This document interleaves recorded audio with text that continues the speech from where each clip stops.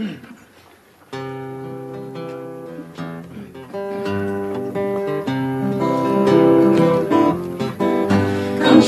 wake up, it's morning and oh brother's son just shook his finger to tell you the new day's begun. Open your window and listen to the summer air, for melody, melody is everywhere. Melody, melody is everywhere.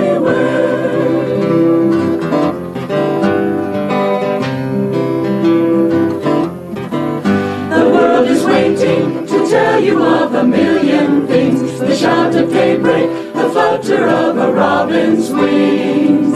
Come out and listen, there's magic for us all to share, for melody, melody is everywhere. Melody, melody is everywhere.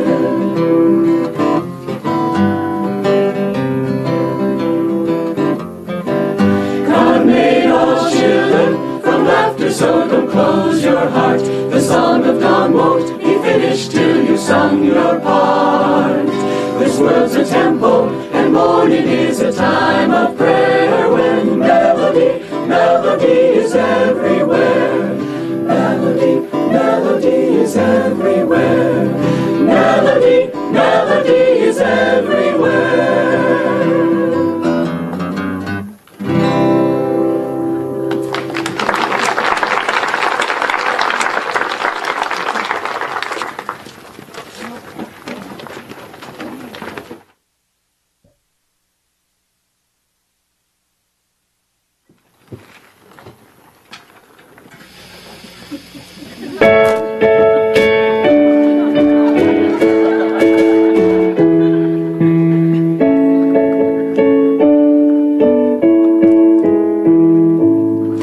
The secret of laughter lies in the laughing, not in the search for joy. It's a swallow winging on the wind, it's innocence in a boy. Lurulurulero, lurulurulai. Joy will come to anyone whose heart has learned to fly. Lurulurulero, lurulurulai. Joy will come to anyone whose heart has learned to fly.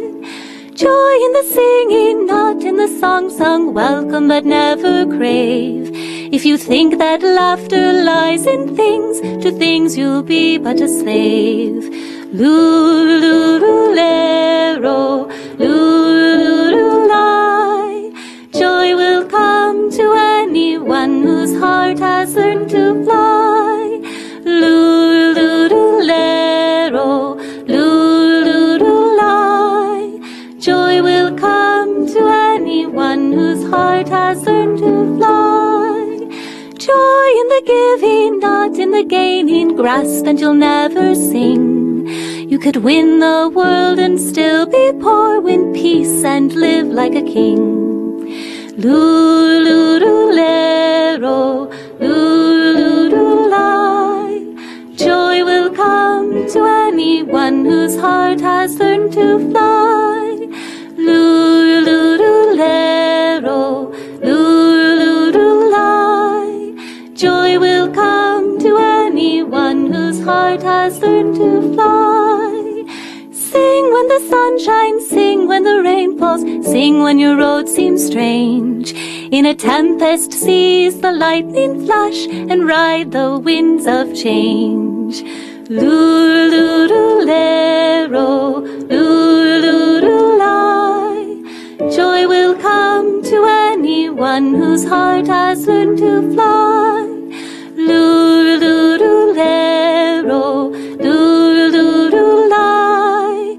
Joy will come to anyone whose heart has learned to fly.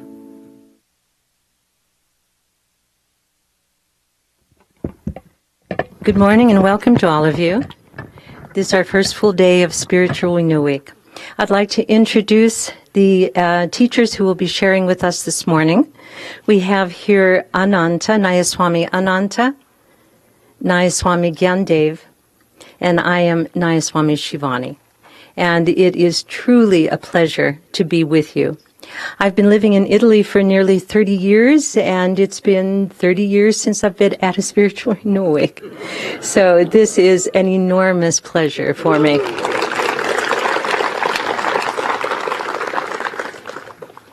I'd like to begin with a reading from Swami's book, Affirmations for Self-Healing, on the subject of today, and then I'd like to invite you to repeat with me an affirmation. Willingness must be cultivated deliberately. It is an attitude of mind and depends not on outward conditions. Most people are willing or unwilling, depending on their likes and dislikes. Don't wait for favorable circumstances to awaken willingness in you. Train yourself in the attitude of saying yes to life. Often by this simple attitude, you will find success arriving, unexpected, at your door. Let's affirm together. I welcome everything that comes to me as an opportunity for further growth. I welcome everything that comes to me as an opportunity for further growth. I welcome everything that comes to me as an opportunity for further growth. I welcome everything that comes to me as an opportunity for further growth. I welcome everything that comes to me as an opportunity for further growth. I welcome everything that comes to me as an opportunity for further growth. I welcome everything that comes to me as an opportunity for further growth. Taking this deeply into the superconsciousness, gazing at the point between the eyebrows. Affirm again. I welcome everything that comes to me as an opportunity for further growth. I welcome everything that comes to me as an opportunity for further growth. Om. Peace. Amen.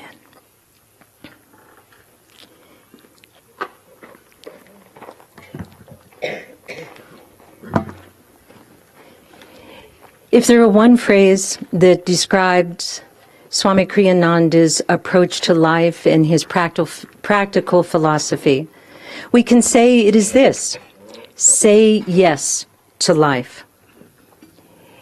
But of course, we're not limited to just one phrase. I mean, there's other phrases that describe him too, like do it now, do it well. But Swami was quintessentially the say yes to life person. And this is a great gift that he has given us. Swami said yes in so many situations that opened up doorways for himself and also for all of us. One of the early yeses was when he read the autobiography of a yogi. He read that book and he said, yes, this is what I have been looking for. Yes, I'm going to go there right now. So it's a combination of say yes to life and do it now. I'm going to do it now. I'm going to get on that bus and I'm going to go find this man who I know embodies the wisdom that I have been seeking. But it's because he was seeking for answers that he was able to take the opportunity that came to him through that book. He was looking, he was asking questions. What is the meaning of life? Who are we in reality? For what purpose were we made? Life speaks to us when we ask, when we are looking. And this is the cosmic law. As Jesus says, ask and the answer shall be given to you. Seek and ye shall find. Knock, and the door shall be open. It's like a cosmic formula. It's almost mathematical. When we are asking the question, and especially if we're asking the right questions, life is going to respond to us. Because life is responsive. Life is conscious. Life is vital. But we need to initiate the process of asking. Asking the right questions is such an important part of our spiritual growth. And Swami did that throughout his entire life. Another time that he said yes to life is when he was at the Beverly Hills garden party. And he heard Master talk so movingly and so passionately about the forming of world brotherhood colonies. Swami not only heard what Master said, but he also listened. He was perhaps the only one who listened, even though how many people heard what Master said? We know that there were about 800 people at that garden party. They heard, but they weren't listening. And Swami was listening. When we're asking the question, when we are asking the question of life to our superconsciousness, life responds, and then it's up to us to listen to it. A little more about the process of asking the question. Swami has embodied this principle in the purification ceremony. When we begin by writing down what it is that we want to offer to our superconsciousness, to God, to be free from.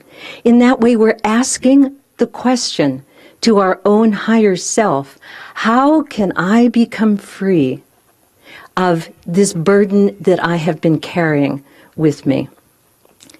And when we ask that question through writing, and when we initiate the purification ceremony by going up and saying this affirmation, which is also in the form of a question, more an affirmation, I seek purification by the grace of God. And then the answer comes. Open your heart to me, and I will enter and take charge of your life. So we ask, life responds, and then we need to listen and not only hear. Swami was so good in this attitude of this habit of listening to life and of saying yes to life. To Master in the autobiography, to Master when he said, go out and begin world brotherhood colonies. There was an episode that for me was extremely educational. It was in the very early years. Swami was still living at the meditation retreat. And I was serving there at the reception desk. I think it must have been 1971 or 1972. And Swami was in seclusion. It was a month-long seclusion, and he was in silence. Into the office one day walks this young woman. And she was very strange. I don't remember exactly what she was wearing, but in my mind's eye, she had a sorcerer's hat on and a flowing dress with runes on it and a wand in her hand. And she floated into the office and said, I would like to see Swami Kriyananda. And I responded, I'm sorry, he's in seclusion at the moment. He won't be out for another 2 or 3 weeks. But if you would like to register, I'll be happy if you want to stay. So I asked her her name, took out the piece of paper. I don't remember what her name was. In my memory, it was something like Smeralda.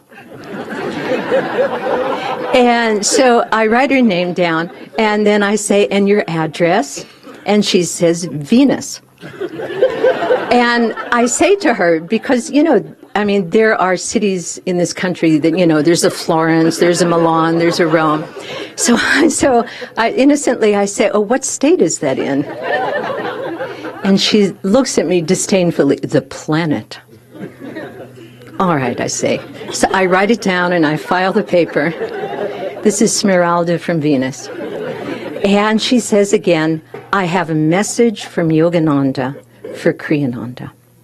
So inside of me, I go, Now we know that Master said that he would never come to us through a medium. He would come to us through our own selves. So I'm thinking, And I say to her, well, if you would like to write the message down, I'd be happy to give it to Swami Kriyananda. I give him the mail every day. No, she said, Yogananda told me I need to give it to him myself. So I told her to make herself comfortable. I didn't know how long it was going to be. And she was absolutely determined until she was going to stay until she was going to give this message. So that day, as usual, about 3 o'clock when the post comes, we didn't have computers then, if you can imagine that. The post comes, and as usual, I take it down, and I'm supposed to leave it in a basket at the back door of Swami's house. But that day when I go there, Swami is standing on the porch. And I hand him the post, and I turn around to leave. And he says to me, mind you, he's in silence, is there anything else, Shivani?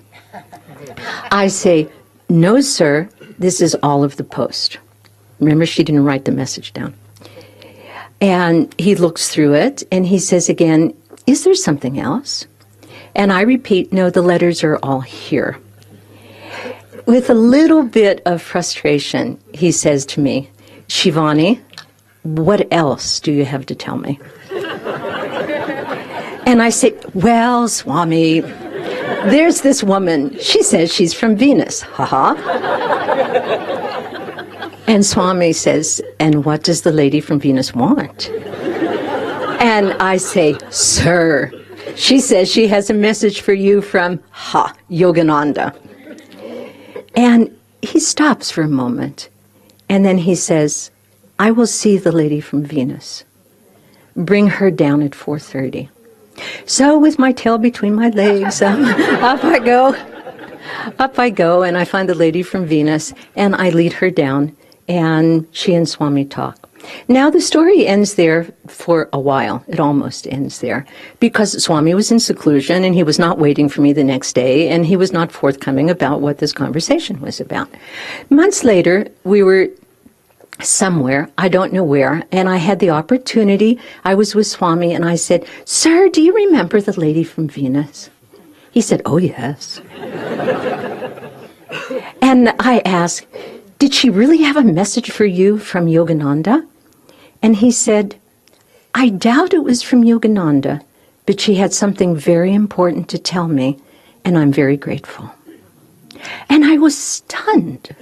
I mean, I realized the prejudices, in my own mind, the closedness, of my consciousness. And here's Swami, just saying yes to life, being opened for whatever messages will come his way. That God has many forms.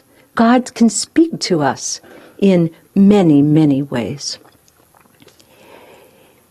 Swami was always listening to life and willing to do the unexpected. We were sitting in Assisi in the dining room one day. It was 1996, and we had invited Swamiji over in June of that year to be the keynote speaker at a fundraiser we were doing for the Temple of Light, because we were almost finished, and we wanted to finish by September.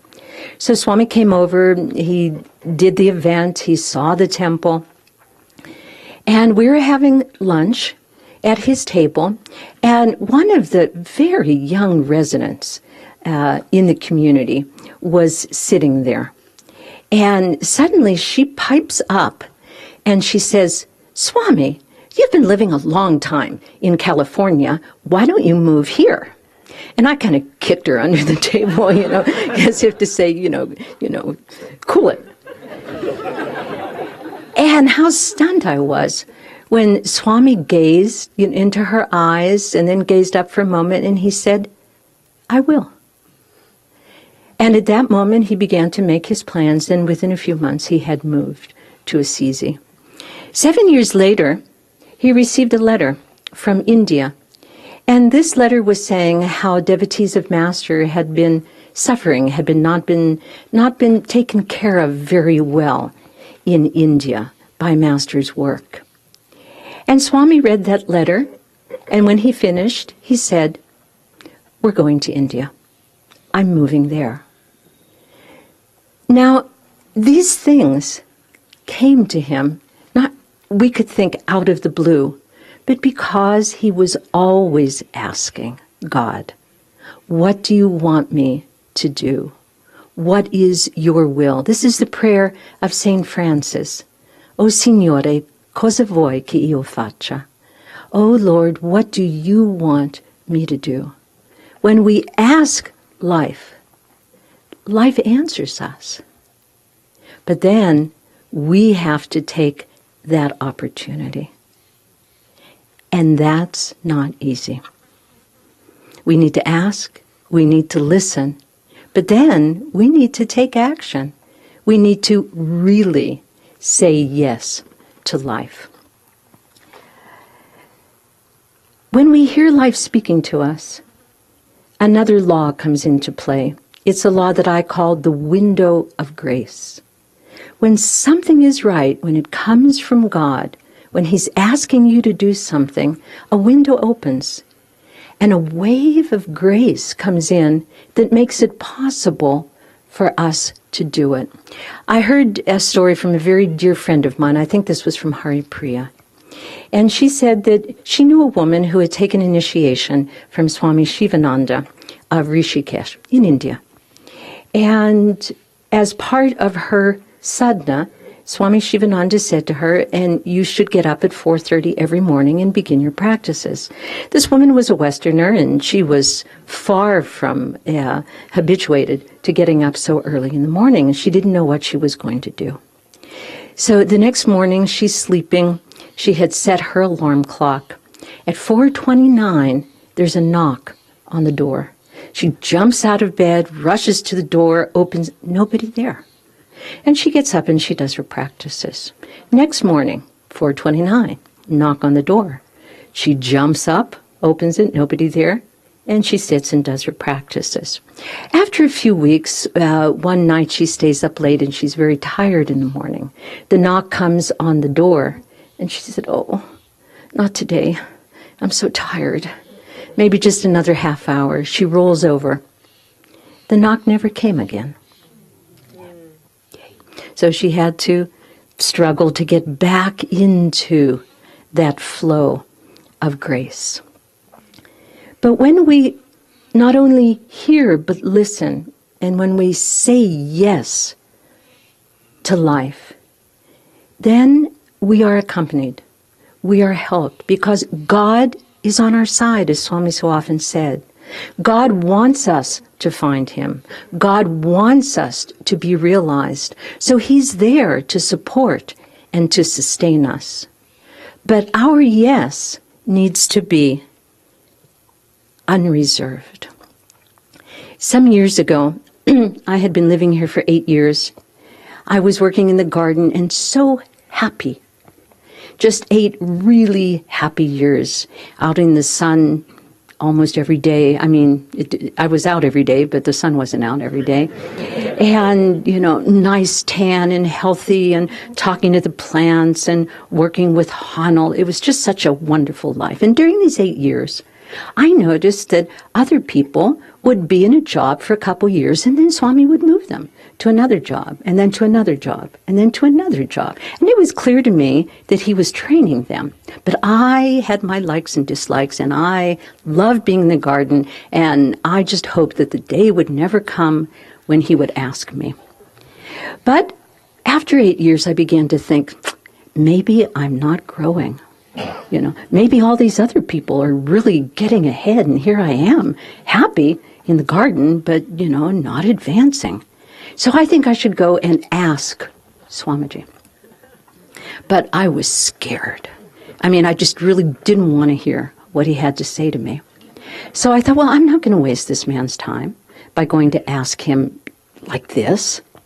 So I said, well, I'm going to try to become willing to not only hear but listen to what he has to say. And so I began in my meditations to do this visualization. What if Swami said that I should work in the office? And no, not inside, not out of the sun. No, I can't do that. Telephones, no, can't do it. So I kept visualizing it until one day I said, okay, if he asked me that, that's fine. But that wasn't enough. I knew there were reservations. So I said to myself, okay, what if he says to you, go to Sacramento and help start a news center? No, won't do that. Can't leave. I'm here. This is my life. I'm not going anywhere. So another week or 2 weeks, and I just, okay, all right, visualize it. He says, go to Sacramento. You go. All right, I could accept that. This went on for a while, and then I posed myself the question, what if he says to you, Shivani, this is not your place. You leave. Don't look back. Don't take anything. Just go. And of course I began weeping and crying. How can he do this? And I played that over and over and over again in my mind until I could say, if he said that, I will go. Because it's God speaking through him. I trust that God, I'm asking this man. I trust that God's going to speak through him. So if he says that, it's going to be for my good. And I watched myself walk away and not turn back. Then I made an appointment with Swami. I said, okay, I'm ready. You know what he said to me?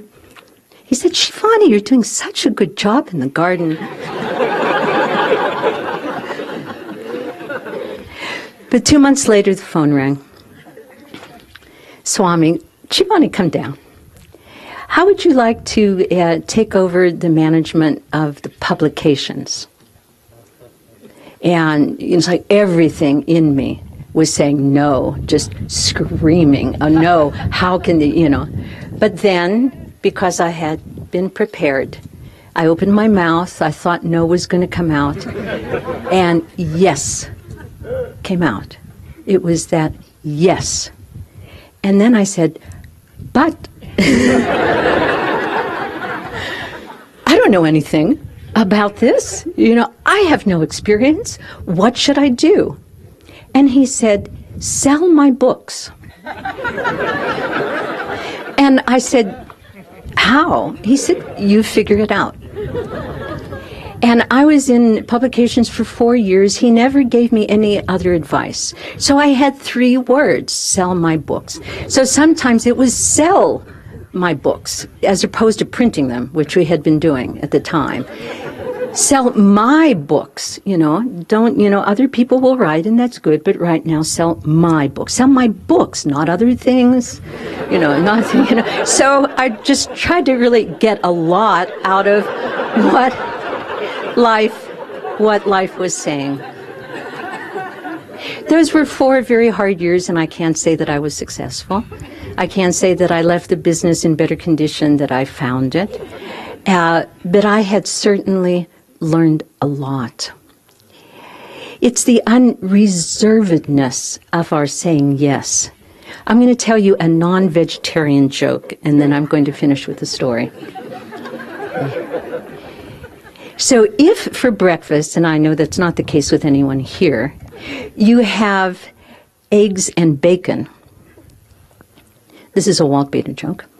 If you have eggs and bacon, the chicken was involved. The pig was committed. And this is what it takes to say yes to life. It's that unreserved yes. I'm going to finish with this little story. I heard this story from an Indian holy person who told it in the first story. I'll tell it in the first story. This was told by Sant Keshavadas. I went on a pilgrimage to a place where there was a miraculous healing statue of Krishna, and everybody spoke of its beauty, its perfection, and its healing power. It came alive when people prayed deeply.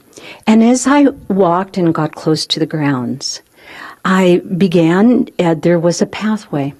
And on the pathway, there were stones that we were walking over so that our feet, weren't on the whatever. And as I passed over that walkway, I heard the stones speaking to me, and they told me this story. Years and centuries ago, they said, the sculptor came here looking to build this temple. And when he picked me up and held me in his hands, I said to him, "Oh, don't touch me. Leave me just as I am." And so he did, and he placed me here in this pathway. And every day thousands of pilgrims walk over me, and none of them notices me. And the saint continued, I walked further and got close to the temple, and outside there were statues. And the statues outside the temple are not completely finished because the beautiful statue is inside.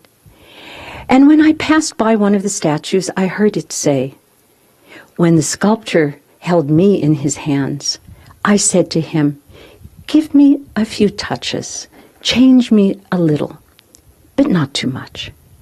And so he did, and he placed me here, an unfinished work, and almost nobody notices me.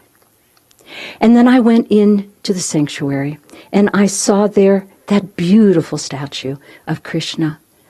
It was perfect. It truly was the image of God. And I prayed, and it came alive to me, and he said, and when the sculptor held me in his hands, I said to him, "Give me as many blows as you need to make me the perfect image of God."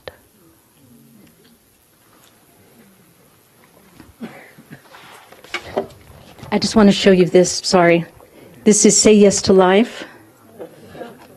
This was the first album outside of SRF that Swami recorded. He was still living in San Francisco at that time.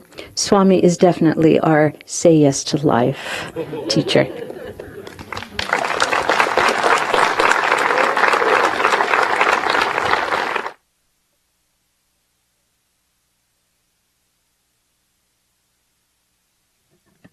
We're getting taller throughout this class.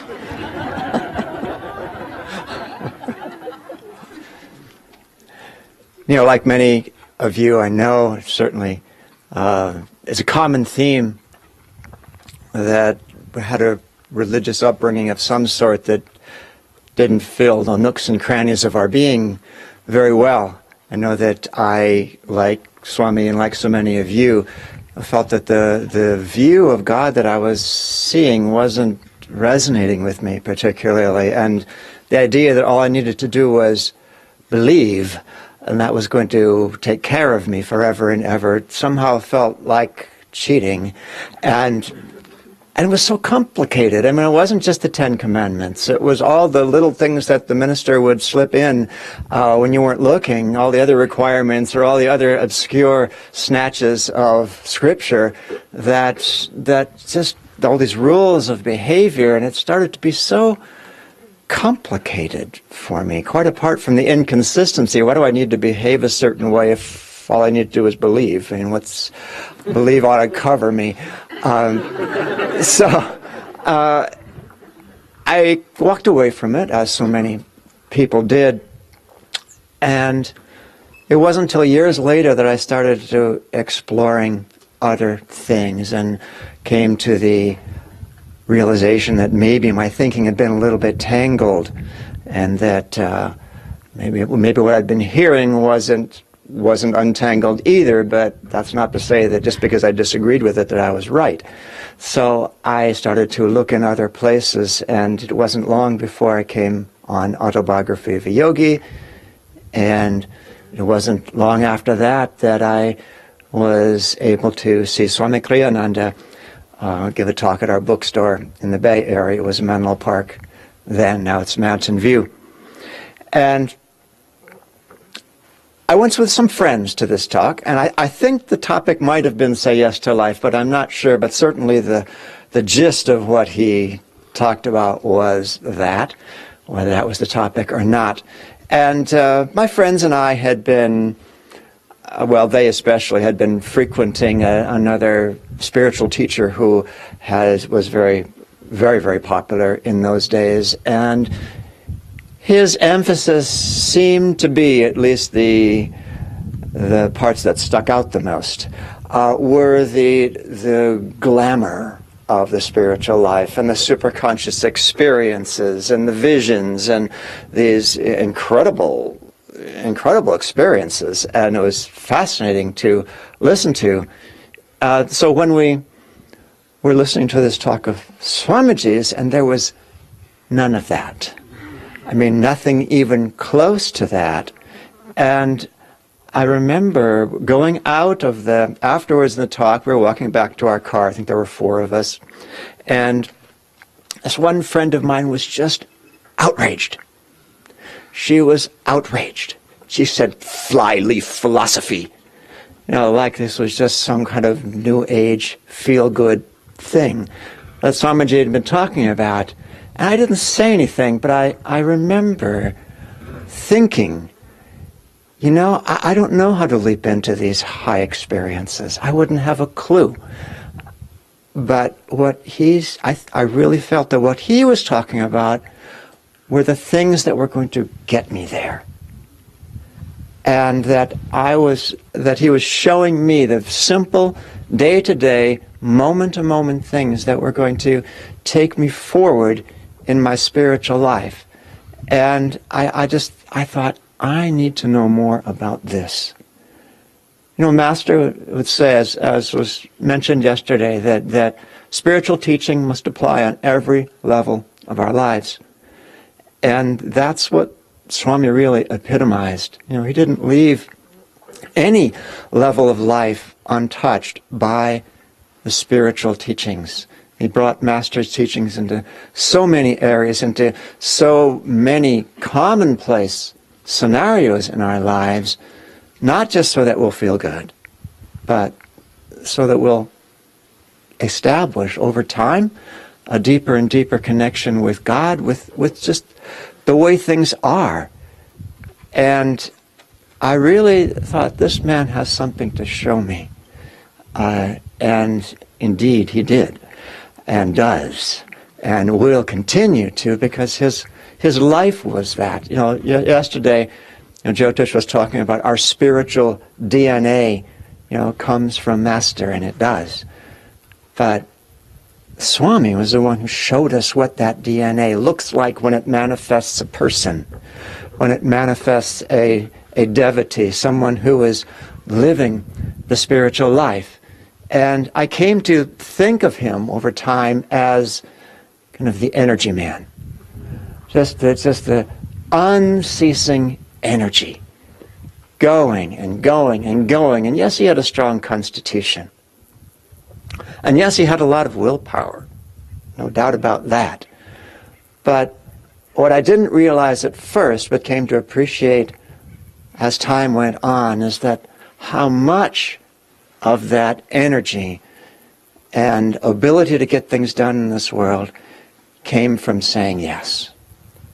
Just from saying yes to opportunities, to saying yes to the things that he could do, to yes to the things that he felt the divine was asking him to do. And I remember thinking one day, you know something? Nothing great ever happened through the word no. Nothing great ever happened through the word no, because no just blocks energy. It stops energy. And it's energy that moves the world. And it's energy that ultimately moves us as well. And it is that word yes that starts the energy flowing in us, in the situations at hand. And we have all seen this so many times, you know, with I know that sometimes when there would be a project needing to be done or some goal needing to be accomplished, Swami would often say, when you find yourself in that situation and people are discussing, we could do this or we could do that, there comes a time when you need to do something, anything short of insanity, to just get things moving. And I know there are many people in this amphitheater who experience that Swami didn't always stop short of insanity either, that he would go beyond anything that seemed reasonable, logical in any way, because he didn't see things as so many of us do. Well, there's this, I'm at point A, and I need to get to point B, and so what is the logical sequence of actions? I start with this action, and then maybe there's other outward actions that I need to undertake to get to this place B. I don't know that Swami ever looked at it in that way. I suspect that he looked at it more in terms of energy.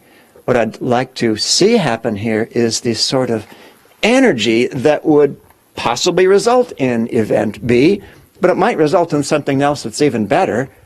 I don't need to worry about that. I need to worry about getting that kind of energy going. And his solution to that was to, okay, let's just get energy moving and see where it takes us. And, we all saw that over and over again.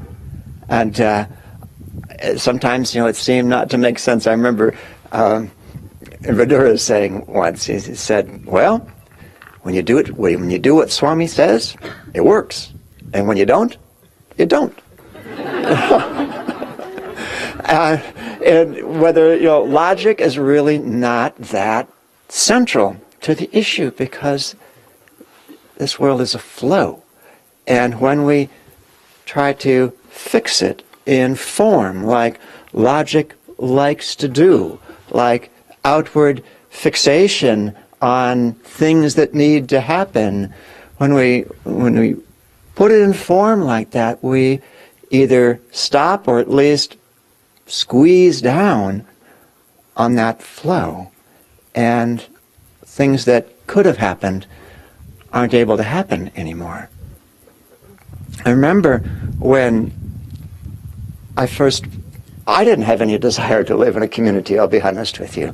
I didn't, I grew up in the hippie era, and I wasn't one, and didn't want to be one, and didn't want to be around them.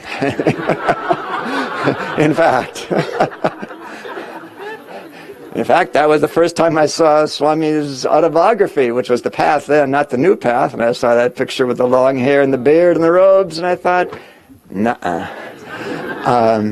But I was willing to go see him in person when he later came to that bookstore event I described, and he showed up with a neatly trimmed beard and short hair and a suit, and I thought, okay. I can do this.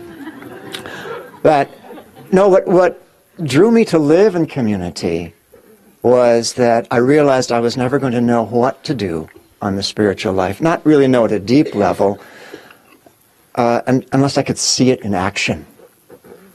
On a day-to-day basis, I needed to see examples. Reading books, hearing lectures, all was good, all was helpful, but I wanted to see it in everyday life. And I knew that in order to see that, I had to live among people who were doing that. So I later, after having moved here, I realized all the other wonderful aspects of living in community, which I wouldn't trade it now for anything that I know of. But at that time, the one thing I was looking for was examples. And there have been examples aplenty over the years of people who are, shall we say, a little bit more at my level than Swami was, or at least closer to my level than Swami was, but examples of people saying yes to some pretty difficult things, sometimes some very icky things, whether it had to do with relationships with other people, or projects that needed to be done, or jobs that needed to be taken on, or places to go, places to live. I remember Haridas, who was my minister over in Bangalore now, recalling the first time that there was talk of, serious talk, I guess, of establishing a first Ananda branch community. This was in Sacramento. He said that there were a bunch of monks sitting around a table having dinner with Swamiji, and Swamiji raised the topic of how about starting a center in Sacramento, and Haridas saying, everybody looked at their plates.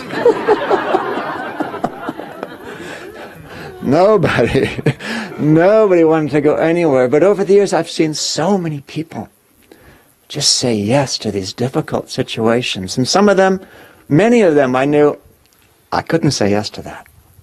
Or maybe more to the point, I wouldn't say yes to that.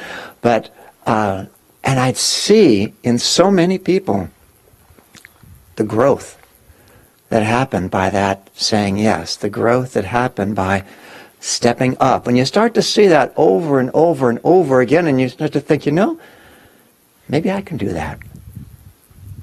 Maybe I can do that.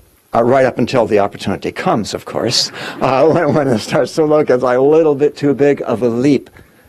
But you start to see it more and more, and you start to feel a magnetism in it. You start to feel a lifting in it, a grace in it. And you think that, something? I'm going to do that someday. Right?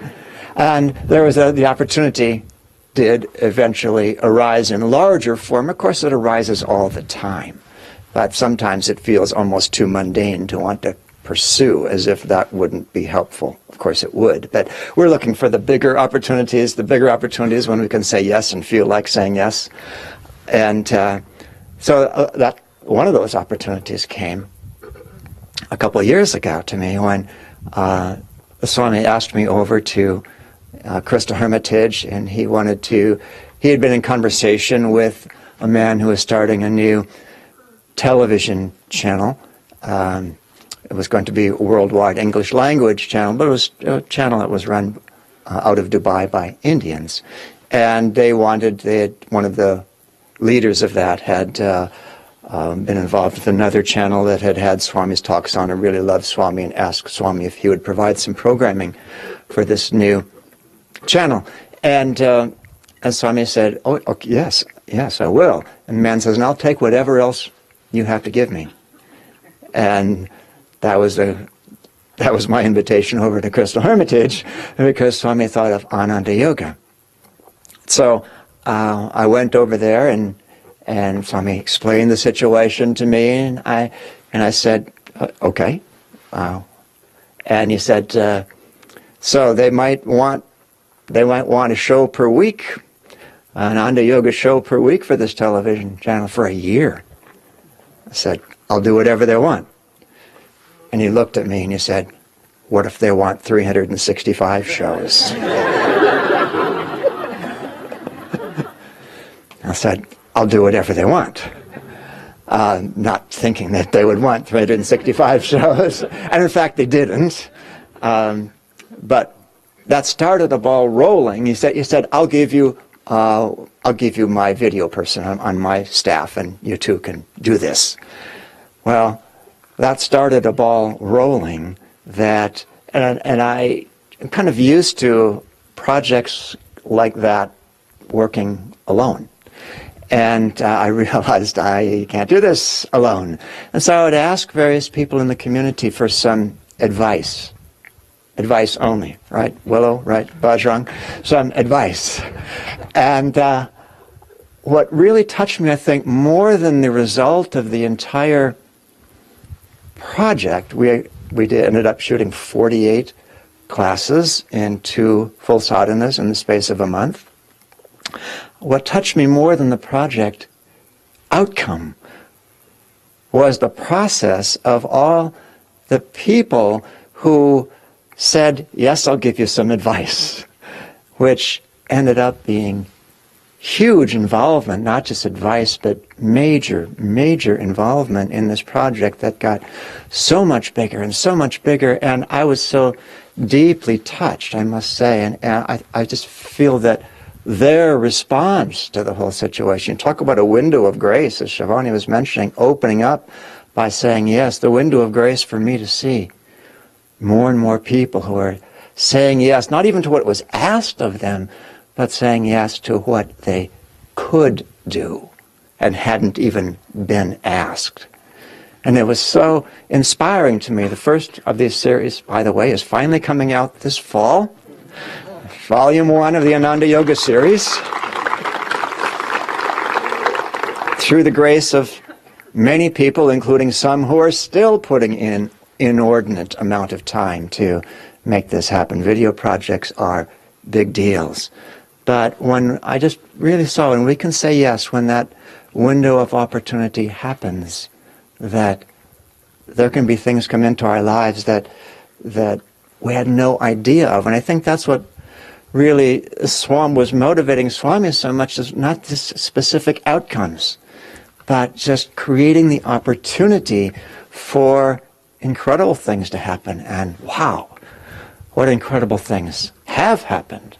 Whether you're talking about books and music or communities or whatever is going to go forward from here, which is even bigger, I'm sure. And the question becomes, okay, would I just sit here waiting for that opportunity to come along to say yes? What can I do in the meantime to prepare myself, to strengthen my yes-saying muscles a bit? And there's so much that we can do. So much we can do. Our little everyday resistances to the way things are, to the way other people are behaving. That he shouldn't be like that. Well, yes, you should, because he is like that. I shouldn't be like that. Well, yes, I should, because I am like that. But let's see if I can do better. Those little everyday periods when we argue with reality and we pit ourselves against what is, rather than just saying, yes, this is the logical outcome of all that has gone before, regardless of whether I see the karma that has led to it or not. That's not the question. The question is, what now? And to ask that question, what now, with that openness that Shivani was talking about, that you meditate on, to get to that place where anything now, whatever is needed, that's what I'll do. That's one thing we can do. Another thing we can do is to use the body to cultivate that saying yes. Jyotish was talking about Swamiji's posture yesterday and how upright and sort of beyond upright he was. I always thought of his posture as going heart first into life. It's like his shoulders were back behind him, and it was just letting nothing stand between him and whatever was coming his way. And just think the little things we can do. Is that little? Not very. Not if you do it for a long time. That's what Ananda Yoga is really all about, is to kind of help the energy in the body to move in a way that supports yes. Not just so that we can accomplish things outwardly, although it does help to do that, but so that we can get in tune with superconsciousness, which is only about upward moving energy, has nothing to do with downward moving energy in the body. And we can use these techniques to get energy flowing upward. Another thing we can do, again, a small thing, seemingly. And I've been tormenting myself with this ever since I found out I was going to talk about this topic at Spiritual Renewal Week. I looked for one of Swamiji's other affirmations in Affirmations for Self-Healing and decided to bring that into my meditation just in case my mind ever wandered. And the affirmation was, I'm awake, energetic, enthusiastic. I give my full alert attention to everything I do, knowing that in absolute consciousness I shall find God. And I would do that affirmation and do a few kriyas. And do that affirmation and do a few kriyas. Or Hong Sa. I'd do a few breaths of Hong Sa and find myself maybe not quite on the mark and break off into that affirmation and just get myself fully involved. You're so much more alive when we're fully involved like that. And it's such a simple thing. But right now, how much of your awareness is going to what you're doing? I give my full alert attention to everything I do. All you have to do is get a sense of what that is for one moment, and it's like, I can't stand to live any other way. Of course, a part of us also says, I can't stand to put out that much energy. Okay? But still, that comes with time. As Swami showed us, we don't leap up to that level of energy that he lived at in a single bound. So we practice having that higher level of energy to get us to the next step, and to the next step, and to the next step, one at a time. And when you're at this step, well, going to the next step is not that much energy, but when we're down here, going up to there is not just looks like a lot, it's way too much. But step by step by step, we get there, increasing energy, saying yes to whatever we can say yes to. So we can't say yes to everything. I'm keeping my bases covered here in case somebody comes up to me after the class and tells me to walk my talk. But we can say yes to so much in our lives. And Swamiji has shown us how to do that. And above all, he was the example of saying yes to the Guru. And to doing whatever he thought might even be being asked of him. He didn't even always know, but he wasn't willing to squander any opportunity that might well have been Master or Divine Mother asking him to do this or do that. He wouldn't pass it by for anything because the risk is just too great. The possibility of a missed opportunity was unthinkable. And for us to think about that also, to say each little opportunity that comes our way, whether it's totally mundane or cosmic or anything in between, to think, how can I say yes to this in some way that's going to open me up, that's going to help me to feel more and more of a connection with Master, more and more of a connection with God, that yes is one of those magic keys that opens the door to greater and greater consciousness, to greater and greater joy.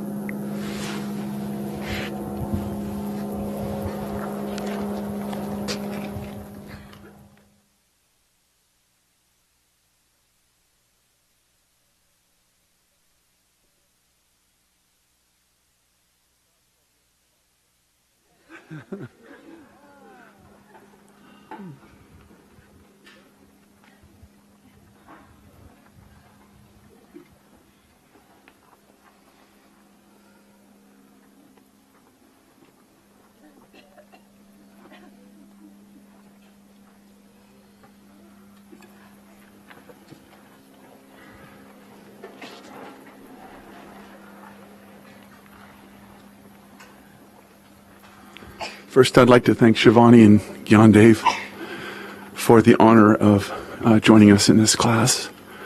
I'd like to thank all of you for being here and for saying yes to your spiritual life. And I'd like to talk a little bit about some of the aspects that Shivani and Gyandev have spoken about. But Swami wrote a mantra called the Life Mantra. God who is infinite is life. God who is in all life is joy. Life is a mission from on high. Life is the quest for inner joy. when he wrote that mantra, when he had it performed, he was currently in the hospital in Sacramento having open heart surgery. And the choir director at that time brought a tape to him. He was out of intensive care but still in guarded critical condition, and was given the CD of the life mantra. He was very enthused. And as each nurse came in, and if you've been to a hospital in intensive care, a number of nurses come to see you regularly to do different things to your pulse and your blood and your signs and stuff. And as each nurse would come in, Swami Kriyananda would say, "Oh, I've just written this beautiful mantra, and please listen to it." And he would have the headphones on the woman's head by the time she was, trying to get her bearings, and they would listen, and they would get it. They would feel it. It was a beautiful performance by a full choir of the life mantra. And say yes to life is, as we've been saying, the aphorism of Kriyananda, for sure. But it is also the aphorism of every disciple.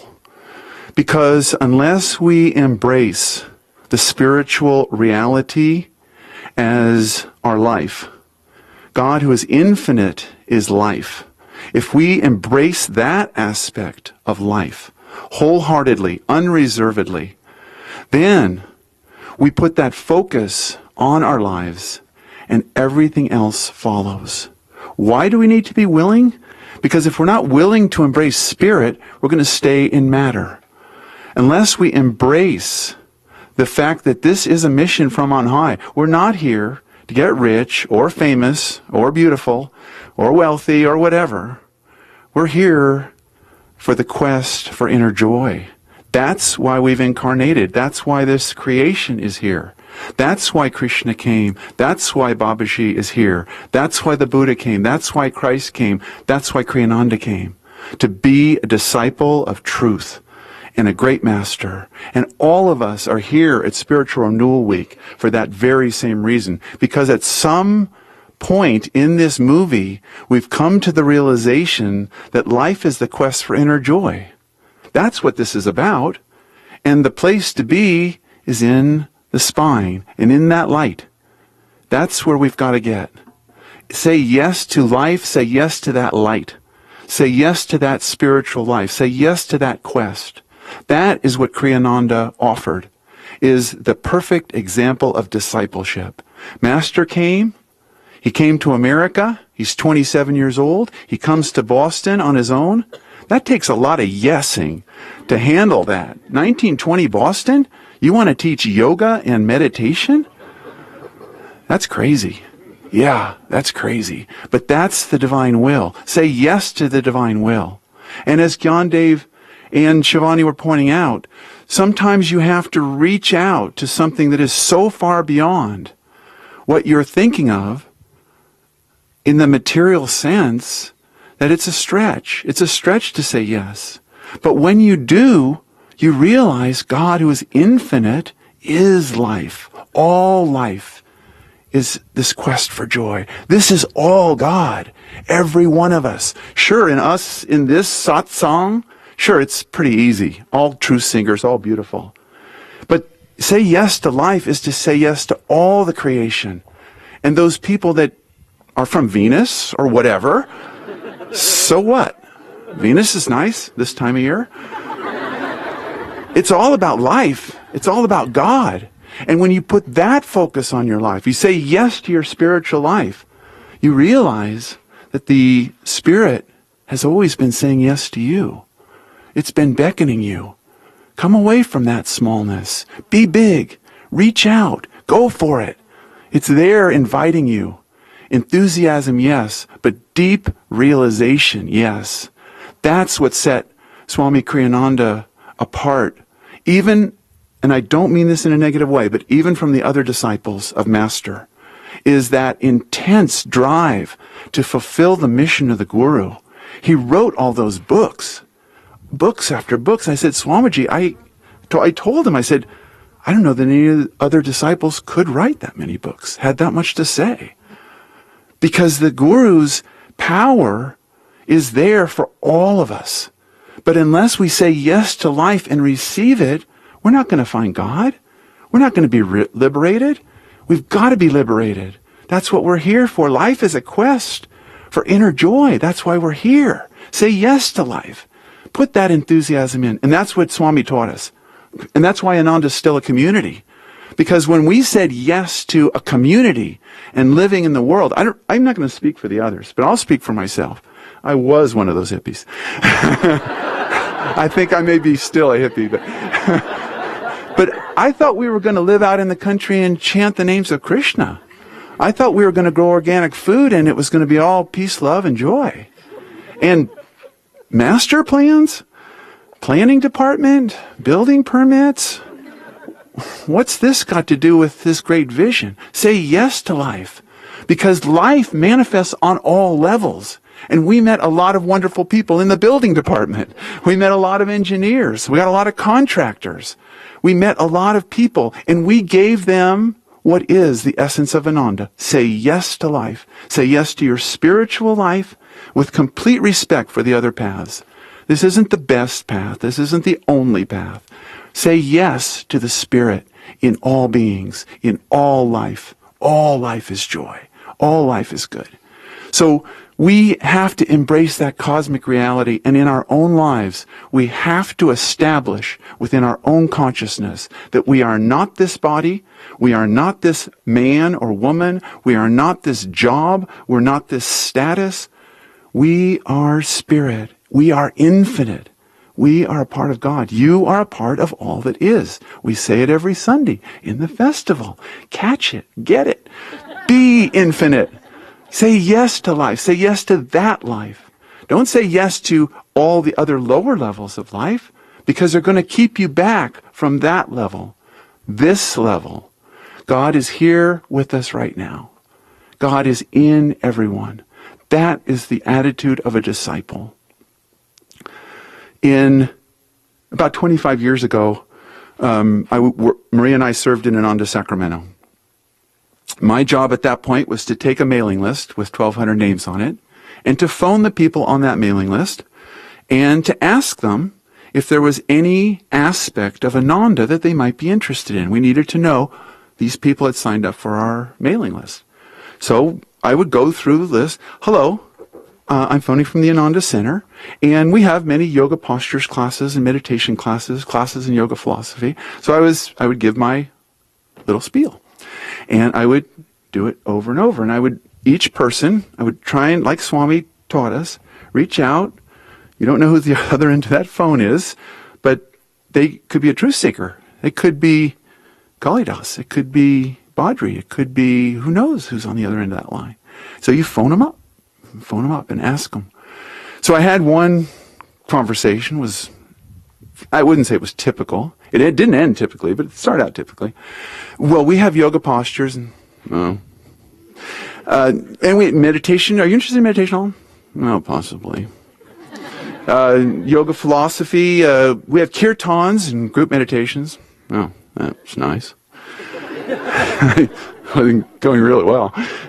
So I kind of got to the end of what I could say, and so I said, okay, well, you're just always welcome here. I heard, can I ask you a question? I said, certainly. I said, why is everyone from Ananda so disgustingly enthusiastic?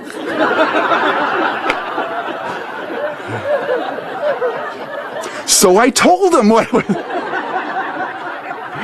and I told him that these are truths that work for us. They mean something. They've changed our lives. And I kept on in that vein, as I do. So anyway, I eventually got him to the superconscious attunement ceremony. When he told me it was too far to come, he lived in downtown Sacramento. We were in Carmichael, which is about 15 minutes.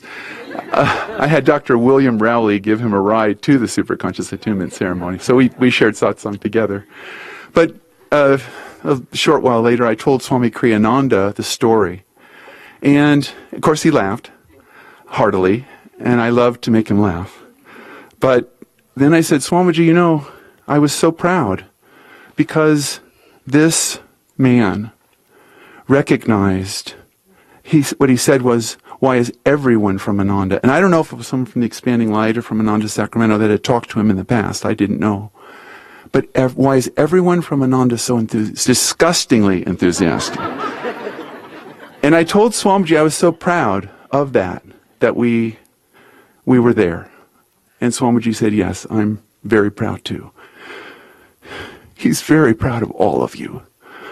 Because it's that enthusiasm and that quest for God that is disgustingly enthusiastic to the worldly, yes, to the cynical, yes, but necessary.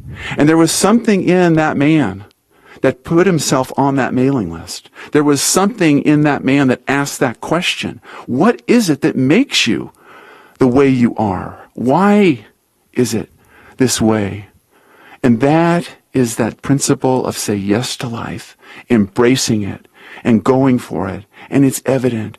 And in Shivani and Gyandev and Jyotish and Devi and every one of you that has been here, there is that vibration. Say yes to life. That is the affirmation by which we have to grab this bull by the horns. We've got to get there because that is the enthusiasm of the disciple. In the Bhagavad Gita, at the beginning of the war, Arjuna goes and he wants to look at the two armies. And he says, Krishna, take me between these two. He looks over and he sees his uncle and his cousins. And he goes, I don't want to fight. What's this war for? The first time I read the Bhagavad Gita was in the 60s, and I was one of those people. And I thought Arjuna's answer was, Krishna would say, good, Arjuna, let's, peace, man. Let's let it happen. And much to my amazement, Krishna says, Arjuna, fight. You're a warrior. That's what you're trained to do. These are the forces of darkness. They're aligned against Krishna. Fight. If you don't fight, the history of the world will go down the hill. And I thought, wow. What Krishna's saying is say yes to life. And specifically, what he's saying is say yes to your life. And Gyandev touched on this briefly. But the fact is that you, in your quest for joy, are in a situation where the infinite God is all around you. And your job and your ex-wife and your physical illness and your mental illness and your bankruptcy and your co-workers that drive you nuts are there for your liberation and only for your liberation. And when you see that and when you feel that discomfiture that is the reality of our day-to-day lives, rejoice and be exceedingly glad, for such was the prophets that came before you. It is hard, yes, but that veil of discomfort is the only thing between you and total liberation. Say yes to that. And then, as Gyandev was pointing out, take out the toolbox that Yogananda has given you and get to work on dealing with it, on making it better. And if the body's going and it's over for this life, say yes to life. Say yes to the astral world. You're leaving. Or can you recover with a super healing prayer session and all sorts of things? Say yes to life.